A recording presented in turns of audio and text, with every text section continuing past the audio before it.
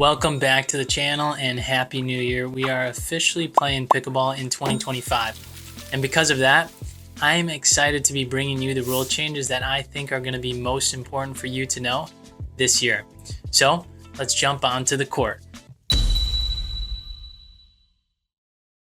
All right, we are going to start from the service line with rules that start back here, and then we will work our way towards the kitchen line, towards the net. So the first rule change is the serve execution. Now, players are permitted to release the ball with either the hand or the paddle when serving, provided no spin is imparted during the release. Now, I added this one as an important one to know, not because I think you should do it, but because I want you to know it's legal when you see someone trying this goofy serve technique. Keep in mind, there's not really a benefit to do this because you can't impart spin on the ball like Zane Navratil used to do back in the day when serves were more fun. The only reason I could see someone doing this is if they were maybe missing an arm or a hand and they had to use one hand to toss the ball up, but they can just toss it straight off of the paddle and then hit it from there. All right, the next rule that I think is important for you to know is the new not ready signals rule.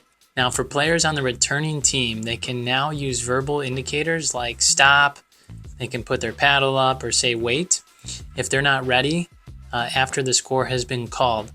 Previously, such signals were supposed to be ignored. I didn't know this was allowed because my dad, he would do this to me all the time to try to ice me or slow me down when I had the momentum.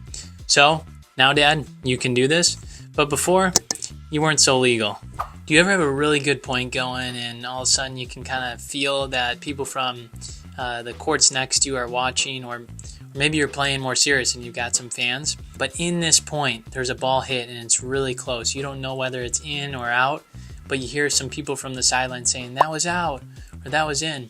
Well, this new spectator lines call rule states that you and your partner are the only ones that can influence a call. If there's someone from outside of the two of you that are influencing the call, that is not allowed. You and your partner must be 100% sure the ball is out, otherwise the ball is considered in. This next rule is a good one to know, and it's pretty straightforward, and that's calling faults on your own partner.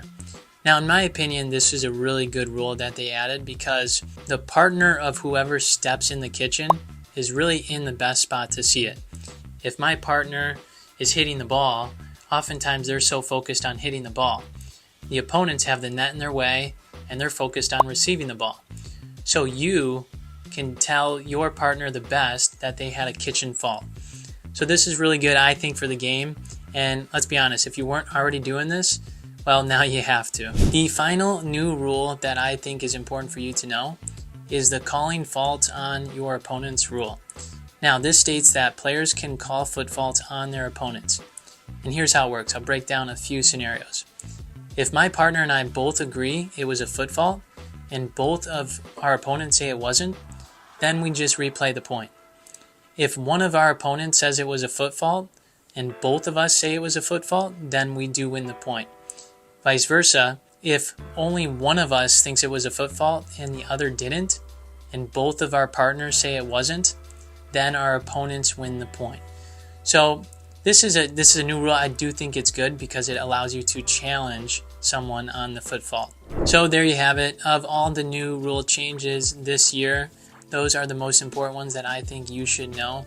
And hey, if you found this video helpful in any way, if you enjoyed the content, consider subscribing, hit the like button. We'll be back with more videos. Take care.